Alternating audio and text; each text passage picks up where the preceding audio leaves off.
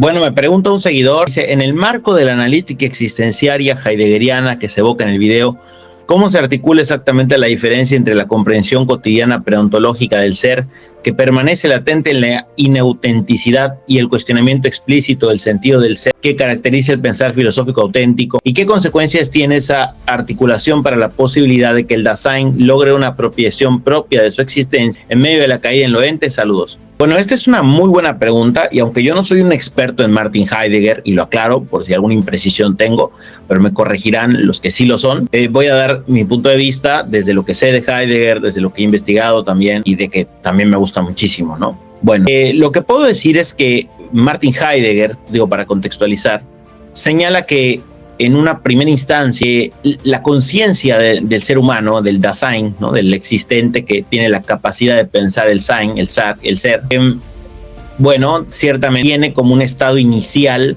que se podría decir como una caída en lo ente, ¿no? El hombre está como inmerso en la cotidianidad sin hacer una reflexión de ella, para decirlo en otras palabras, ¿no? Como que todo el tiempo estamos llevándonos por el transcurrir de las cosas y no nos detenemos exactamente a pensar sobre ellas, y especialmente a pensar sobre el ser y sobre el sentido del ser. Esto no es una condenación, o sea, Heidegger no está diciendo estas personas son inferiores o son deleznables o el filósofo está por encima de ellas en el ámbito moral. Simplemente está señalando un hecho inicial. Pero justamente hay una experiencia muy importante en la vida de la persona, que es la experiencia de la finitud, la experiencia de la vacuidad, de cómo está, digámoslo así, penetrado yo diría, de contingencia, para decirlo en otras palabras, la presencia del ser en el mundo. Y justamente esa experiencia de la finitud, que puede ser, por ejemplo, la experiencia de la muerte, yo diría que es la mejor de las experiencias,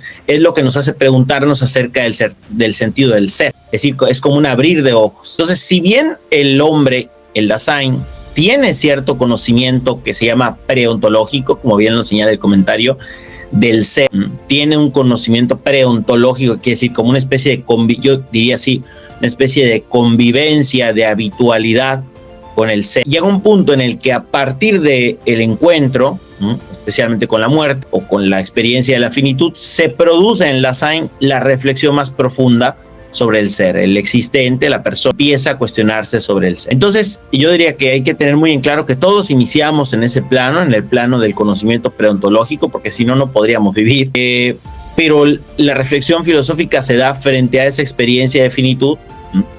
En los griegos se ve frente a la experiencia de contingencia, por ejemplo en Anaximandro, y evidentemente la vida de cada uno bien puede aparecer ahí. El punto es, y yo creo que lo termina definiendo, la libertad y la apertura del corazón humano, porque si frente a la muerte y frente a la finitud yo reacciono de una manera olvidadiza, o sea, continúo avanzando y no hago la reflexión acerca del sentido de mi existencia, pues entonces no di el paso filosófico, y ahí ya no estoy solo en el estado originario por haber nacido así o por haber estado así desde el comienzo, estoy ahí por voluntad personal, no quise la apertura. Entonces, respecto a esa pregunta, ¿cómo empezar a vivir o cómo puedo vivir según lo que soy, o cómo puedo dejar, por ejemplo, que la finitud y la muerte moldeen mi pensamiento?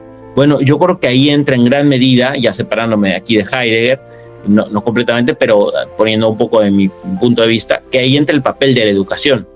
Es decir, incluso las ciencias, matemáticas, álgebra, física, química, biología y tantas otras ciencias de tipo experimental o que tienen pretensiones exactas, pues justamente mantienen al hombre en este plano, ¿no? Quizá, o son un conocimiento, son las llamadas ciencias ónticas, ¿no?